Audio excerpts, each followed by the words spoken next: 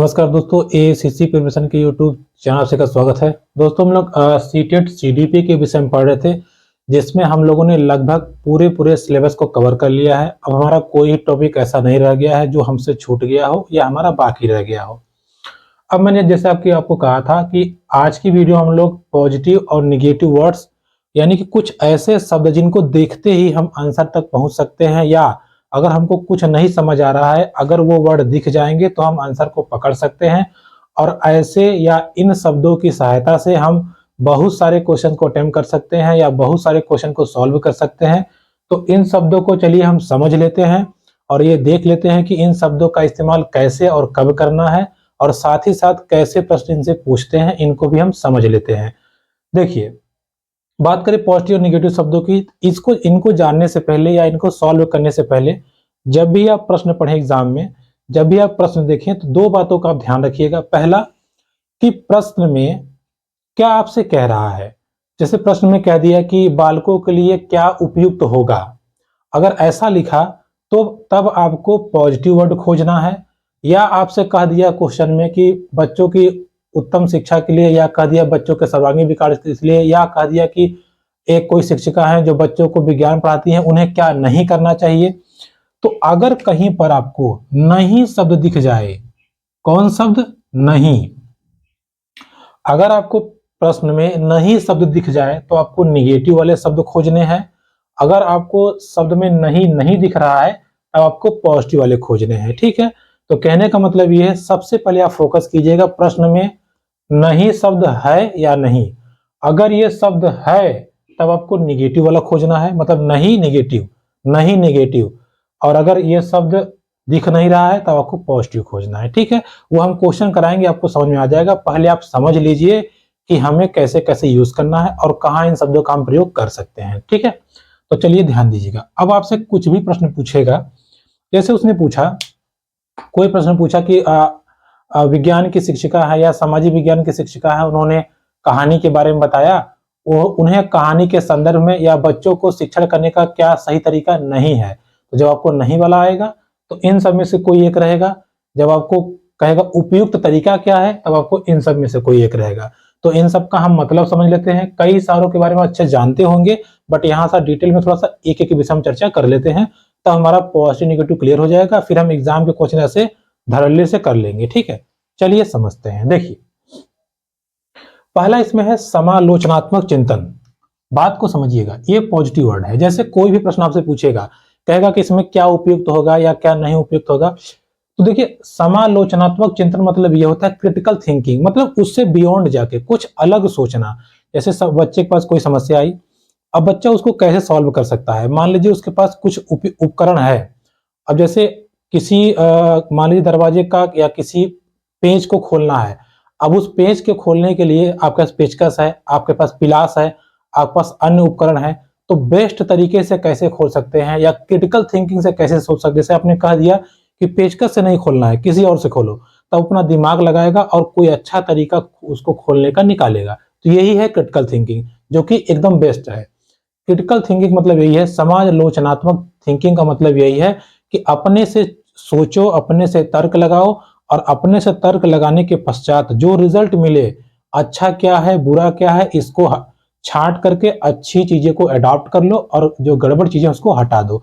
यही होता है समालोचनात्मक चिंतन, यानी कि अपने खुद के आलोचना करना और उसको सही करना, यही है समालोचनात्मक चिंतन।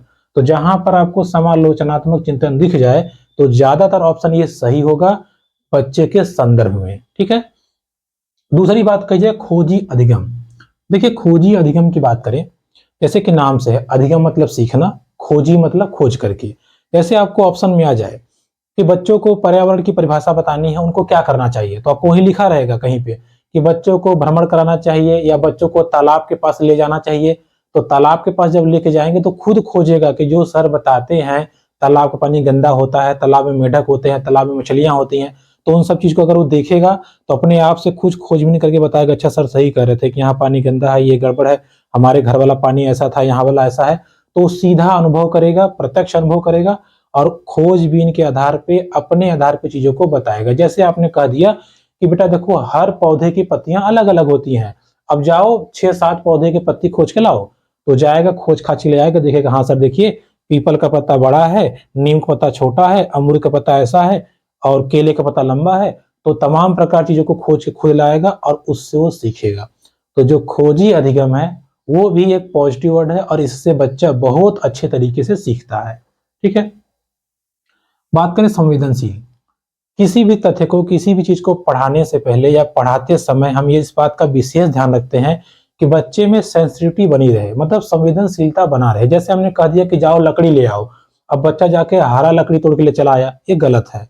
बच्चे में पेड़ों के प्रति, जानवरों के प्रति संवेदनशील होना चाहिए। उसे ऐसी एजुकेशन देनी है या उसे ऐसे एजुकेशन सिस्टम में ढालना है ताकि वो बच्चा दूसरों के प्रति, गरीब व्यक्ति के प्रति या उसका कोई दोस्त है जो उतना सक्षम नहीं है उसके प्रति, टीचर के प्रति, हर एक के प्रति वो संवेदनशील हो। संवेदनशील कहने का मतलब डरपोक नहीं, संवेदनशील कहने का मतलब ये है वो दूसरे की भावनाओं को समझे, उनसे वो प्यार करे या एजुकेशन सिस्टम में कुछ ऐसी विधियां, ऐसी तकनीक ला सके, लाने का प्रयास करे जिससे उसके इमोशन डेवलप हो। ठीक है, तो ये क्या हुआ, संवेदनशील।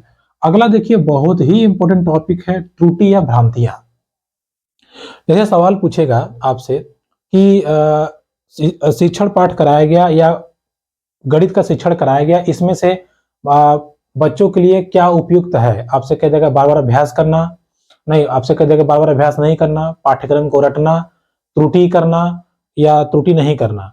तो त्रुटि करना उपयुक्त है, ये ध्यान रखिएगा। बच्चे जितनी गलती करेंगे, आपको एनसीएफ में बताया था मैंने कि बच्चे जितनी गलती करेंगे उतना ही वो सीखेंगे या उतना ज्यादा वो चीजों को और अच्छे तरीके से समझेंगे। तो यहाँ त्रुटि को या भ्रांतियों को एक पॉजिटिव वे में लिया गया है क्योंकि यह एक अवसर देता है बच्चों को सीखने के लिए। जैसे आपने कहा कि चलो फॉर एग्जाम्पल आप पतंग बनाओ, अब वो मतलब पतंग कागज का और सीख का, अब वो कागज और पतली सीख लिया, पतंग बनाने लगा। अब उसने पतंग बनाया और उसको ये नहीं था, उसने ये जो लकड़ी हम मोड़ के लगाते हैं सीधा लगा दिया। हमने कहा तुमने सीधा क्यों लगा, उड़ाओ, नहीं उड़ रहा है। अच्छा जाओ दूसरी पतंग देख के आओ, वो देख के आएगा, कहेगा सर उसमें टेढ़ा था, चलो तुम भी बनाओ।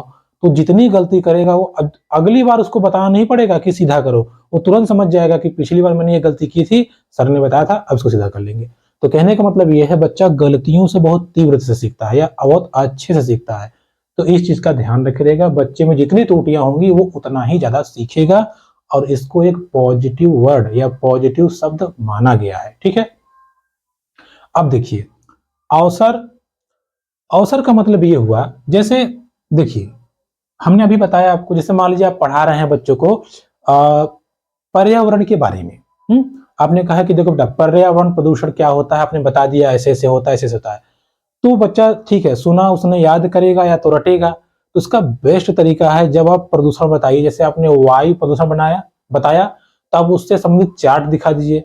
अगर आप चार्ट नहीं दिखा पा रहे हैं तो वीडियो दिखा दीजिए। वीडियो नहीं दिखा पा रहे हैं आसपास कहीं कोई गंदगी वाली जगह हो वहां उसको लेके जाइए और कर दिए बेटा यहाँ सांस लो, तो अपना मुंह बंद कर लेगा। कह दो क्यों, क्यों मुंह बंद करो, कैसा दुर्गंध आ रही है। बेटा इसका मतलब यहाँ वायु प्रदूषण है, गंदगी से वायु प्रदूषण होता है। अच्छा बेटा ये पानी पीने लायक है, तो कहेगा नहीं नहीं सर बहुत गंदा है, बहुत मैला कुचैला है, तो ये बेटा जल प्रदूषण हुआ। अच्छा बेटा यहाँ की मिट्टी देखो भूरी भूरी है, यहाँ की मिट्टी काली है, तो कहेगा सर ये काला काला मिट्टी है, यहाँ मृदा प्रदूषण है। अर्थात जब बच्चे को आप अवसर देंगे, खुद जाके वो देखेगा, तो अवसर पाके वो खुद रिजल्ट लेके आएगा या बेहतर तरीके से सीखेगा। इस चीज को आप ध्यान दीजिएगा। चर्चा परिचर्चा हो गई, संवेग हमने यह डिस्कस किया। समझना यहाँ पे ये है कि हर चीज को, किसी तत्व को अगर आप बताते हैं, किसी तथ्य को बताते हैं, तो प्रयास आप ये कीजिए कि बच्चा उसको मेमोराइज ना करे। मेमोराइज मतलब याद ना करे, याद करने की अपेक्षा वो समझे, उस चीज को देखे, और समझेगा देखेगा तभी वो जान पाएगा कि हमें कैसे क्या करना है।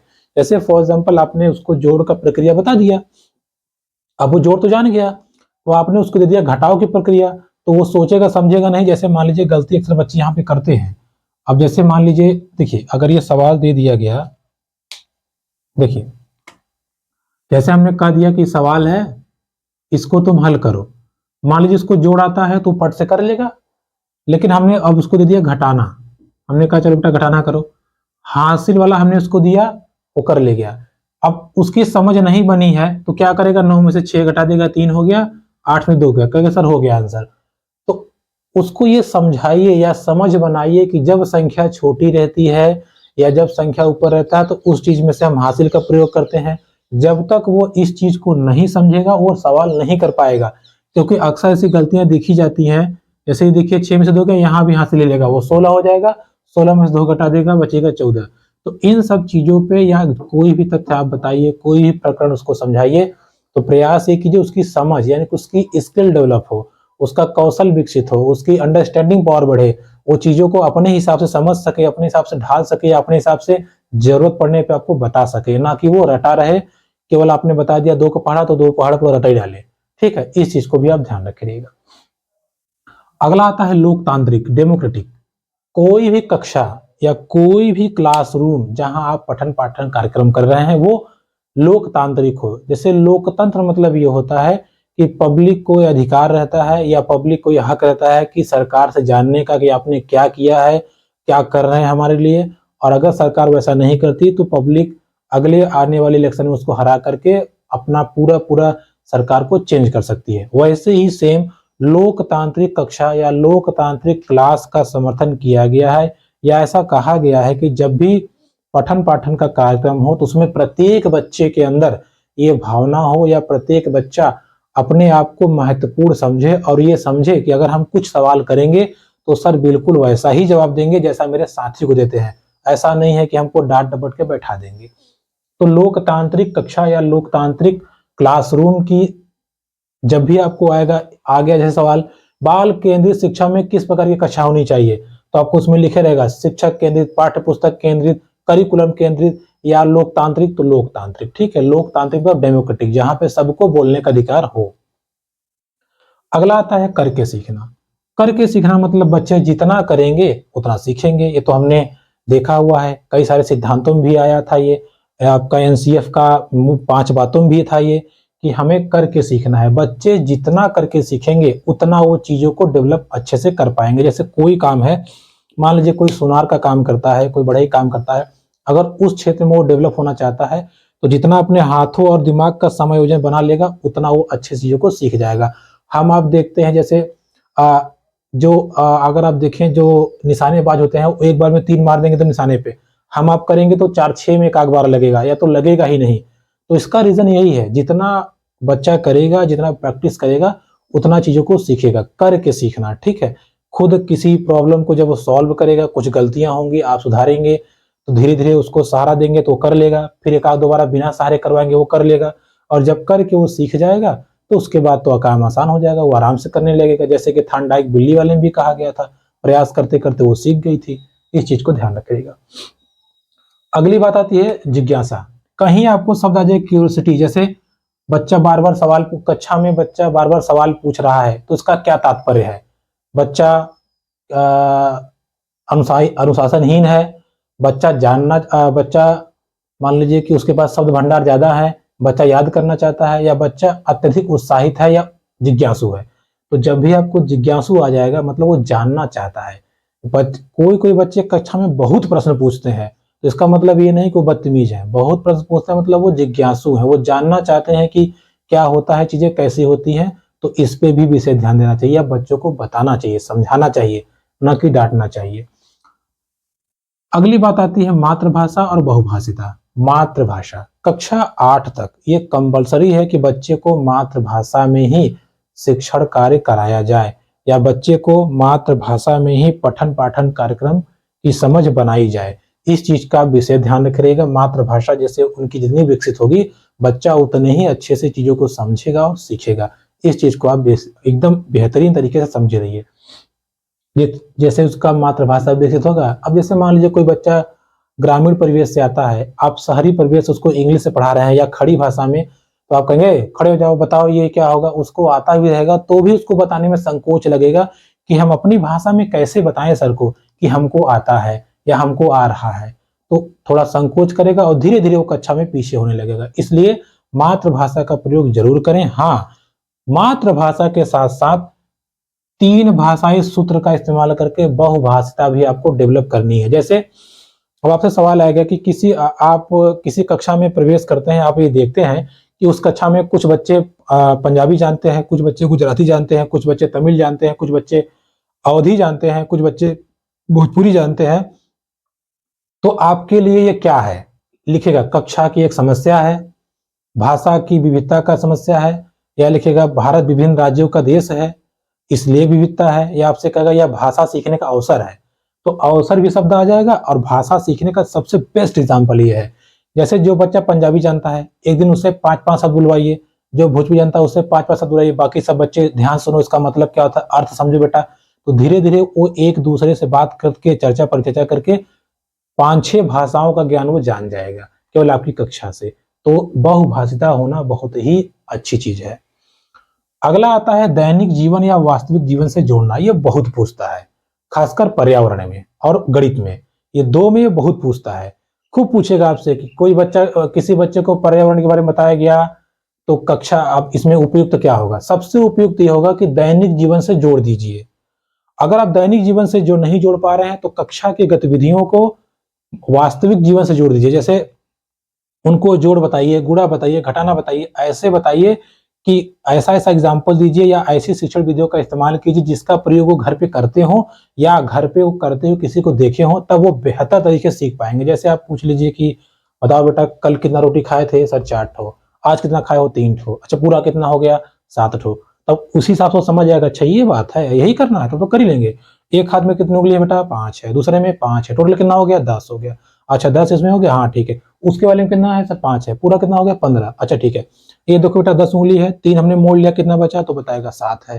तो इस यही दैनिक जीवन से आप जब जोड़ के चीजों को बताएंगे तो बच्चा जो है बहुत बेहतरीन तरीके से सीखेगा। ठीक है, इस चीज को आप ध्यान रखिएगा। अगला आता है विभिन्न संदर्भों से जोड़ना। अब विभिन्न संदर्भों से जोड़ने का मतलब ये है कोई टॉपिक, कोई तथ्य आप बच्चों को समझाइए, एक नहीं उसके बहुत सारे तरीकों से समझाइए, क्योंकि हर बच्चे के सोचने समझने की पावर अलग अलग होती है, हर बच्चे की सोचने समझने की क्षमता अलग अलग होती है।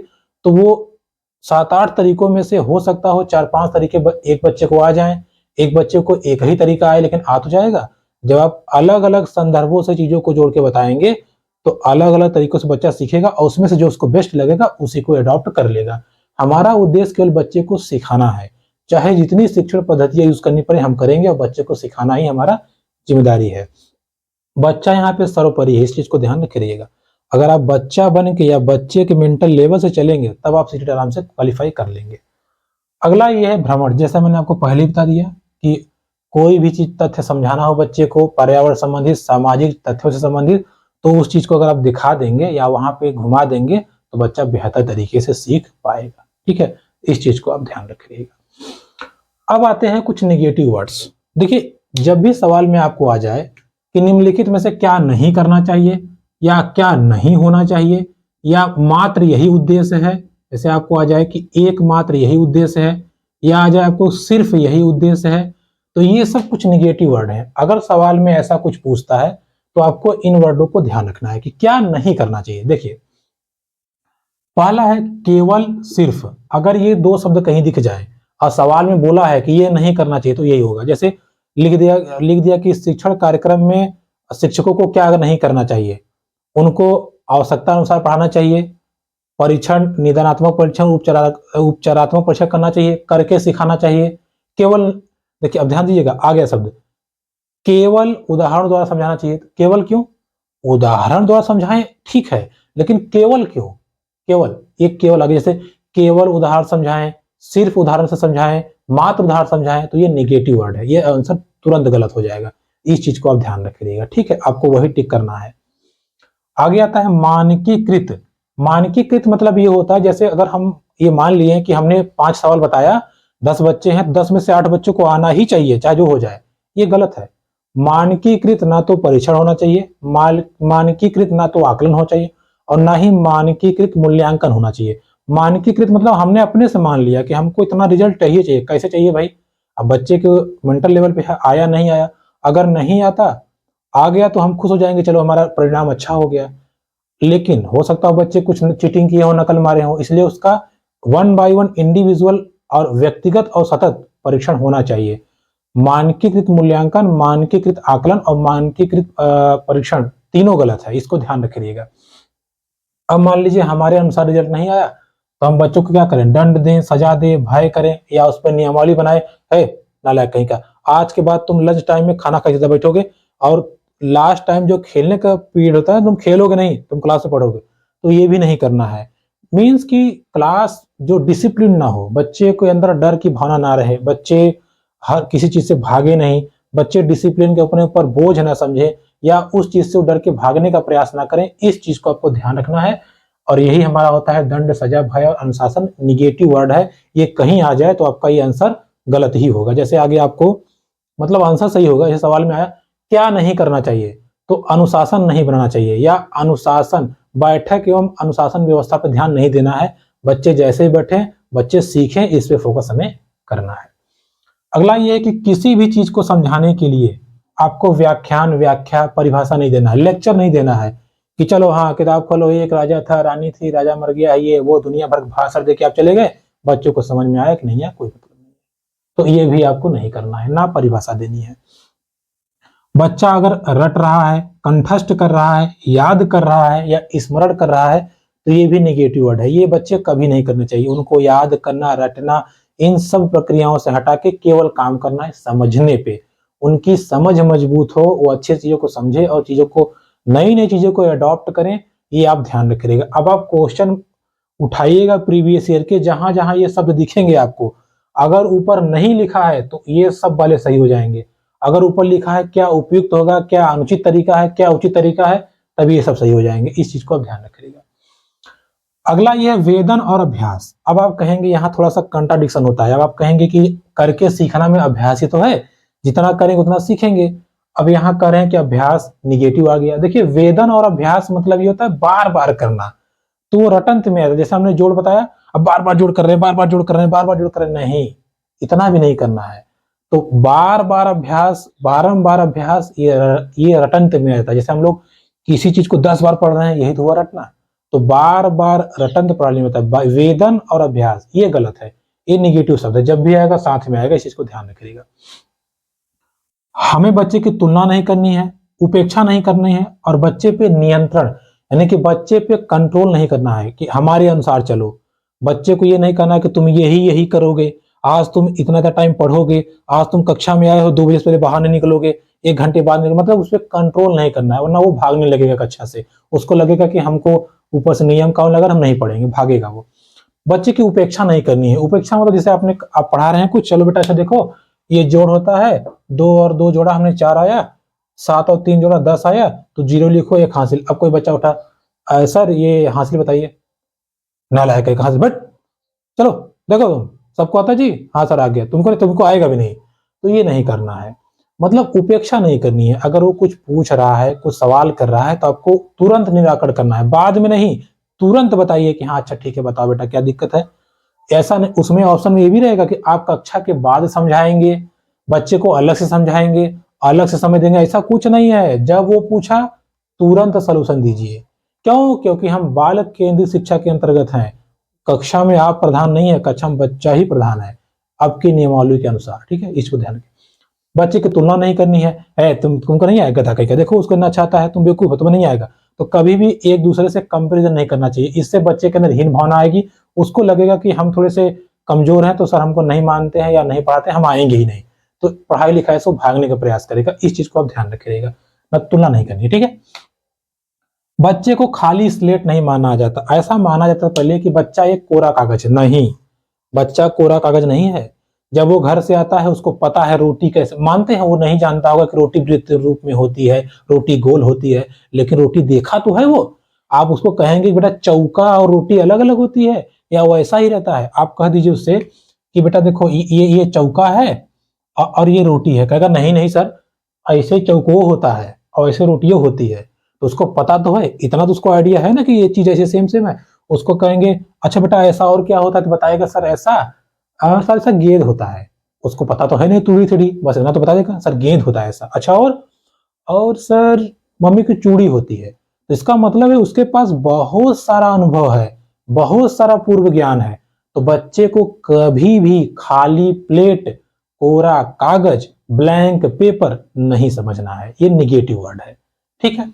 उच्च ग्रेड की शिक्षा, कभी भी आपकी शिक्षण प्रणाली या शिक्षण कार्य करने का तरीका ऐसा ना हो जिससे बच्चे को केवल केवल ये रहे टारगेट किया रहे कि बस तुमको हम आईएएस बना के छोड़ेंगे, उसको हाई क्लास की हाई क्वालिटी की एजुकेशन देते जाइए देते जाइए देते जाइए और बच्चे को कुछ आए ही ना, लोअर क्लास बुनियादी शिक्षा पे कोई फोकस ही ना रहे, तो ये भी नहीं करना है। रोजगार परक शिक्षा नहीं देना है, बच्चों को ऐसा एजुकेशन मत दीजिए कि चाहे आगे पैसा ही कमाए, ऐसा शिक्षा दीजिए जिससे उसके अंदर मूल्य आधारित चीजों का डेवलपमेंट हो सके। पृथक्करण और नामांकित, ये तो मैंने आपको पहले बता दिया, कभी भी आप बच्चे को ग्रेडिंग मत कीजिए और ना ही उनका नामांकित। जैसे होता क्या, हम लोग क्या करते हैं, चलो देखो बेटा 10 लोग हो, 10 में से ये बच्चा first roll number, 6 roll number, 7 roll number, मान लीजिए इनका कुछ नाम है, ये बच्चे बहुत अच्छे हैं पढ़ने में, बहुत अच्छे हैं, आप भी ऐसा बनिए, आप लोग गधे हैं नहीं आता, तो ये भी नहीं करना है। कभी भी किसी बच्चे का नामांकन नहीं करना है, सबको एक समान समझना है। पढ़ाई में जो बच्चे तेज हैं उनको सहयोग में लगाना है, ताकि अन्य बच्चों को लगे कि ये हमारे साथी हैं, ये ना लगे कि ये कोई सुप्रीम पावर है, क्लास मॉनिटर जैसे हम लोग बना देते हैं, ये गलत चीज है। ठीक है, इस चीज को ध्यान रखिएगा। क्लियर हुई?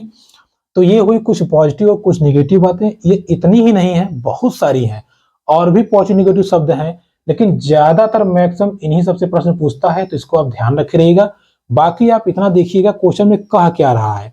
अगर वो हमसे अच्छा काम कराने के लिए बोल रहा है तो पॉजिटिव शब्द, नहीं वाला बोल रहा है तो निगेटिव शब्द, इस चीज को ध्यान रखिएगा। कुछ यहाँ शब्द हमने अलग से लिखे, जैसे ये पेयर में आते हैं। जैसे आपसे कह दिया हमारी क्लासरूम में बच्चे और शिक्षक क्या होने चाहिए, दोनों के दोनों सक्रिय होने चाहिए। मतलब क्लासरूम हमारी एक्टिव होनी चाहिए, पैसिव नहीं होनी चाहिए। एक्टिव मतलब ये है कि जब हम कुछ पढ़ा रहे हैं तो बच्चे भी पढ़ें, समझें, उसको देखें और उसको वो क्वेश्चन पूछने के लिए जिज्ञासु रहे, तब तो माना जाएगा ना। हम पढ़ाते जा रहे हैं, बच्चे से चुप हैं, ठीक है क्लासिया खत्म करिए फिर भागे हम, तो ऐसा नहीं होना चाहिए। ठीक है, बच्चे सक्रिय रहें। तो सक्रिय पॉजिटिव वर्ड है, निष्क्रिय निगेटिव वर्ड है, ये नहीं आना चाहिए। उत्साहित, आपको बच्चों को बराबर उत्साहित करना है, प्रेरित करना है, उनको रुचि अनुसार पढ़ाना है ताकि बच्चे चीजों को अच्छे से समझे। हतोत्साहित नहीं करना है, कभी उनको डिमोरलाइज नहीं करना है। एक चीज और, कभी भी आपकी क्लासरूम पुस्तक केंद्रित, पाठ्यक्रम केंद्रित, शिक्षक केंद्रित नहीं होनी चाहिए। ये आपका निगेटिव वर्ड है और ये बाल केंद्रित पॉजिटिव वर्ड है। ये उल्टा हो गया है, इधर होना चाहिए था और ये इधर। ठीक है, इस चीज को ध्यान रखिएगा। हमारी कक्षा जब भी हो बाल केंद्रित हो। बाल केंद्रित मतलब बच्चे क्या सोचते हैं, क्या समझते हैं, हमको उन्हीं को समझना है और उन्हीं चीजों को अच्छे से टैकल करना है ताकि हमारा बच्चा अच्छे से कर पाए। पॉजिटिव वर्ड, निगेटिव वर्ड हमने आपको समझा दिया। जब भी जहां भी ये शब्द देखने को मिले आप समझ जाइएगा कि 100% आंसर यही होगा। अगर क्वेश्चन में कहा है कि फला, मतलब क्वेश्चन दे दिया कि एक शिक्षण कार्यक्रम चल रहा है, प्रयोग द्वारा ये द्वारा समझाया गया, बच्चे फिर भी नहीं समझ पाए, क्या नहीं करना चाहिए, तो इन सब में से कोई रहेगा तो वो नहीं करना चाहिए। अच्छा, क्या करना चाहिए, तो इन सब में से कोई एक रहेगा, वो करना चाहिए। ठीक है, इस चीज को आप ध्यान रखिएगा। तो दोस्तों ये थी आज की हमारी लेक्चर की आखिरी क्लास, यहाँ पे कंप्लीट होती है। सीडीपी हमारा यहाँ पे सिलेबस वाइज पूरा कंप्लीट हो चुका है, कुछ भी टॉपिक नहीं बचा है। अब बाकी अदरवाइज आप फालतू पढ़ना चाहें तो किताब से पढ़ लीजिए, कोई और यूट्यूबर से पढ़ लीजिए, बट आपको लाभ नहीं होगा। यहाँ तक आपने पढ़ लिया है, चीजों को समझ लिया है, अब हम करेंगे क्वेश्चन सोल्यूशन, फिर आपको लगेगा कि जो हमने पढ़ा है क्या वो वाकई कारगर है या नहीं। तो मिलेंगे आपसे अगली वीडियो में क्वेश्चन सोल्यूशन सेट के साथ।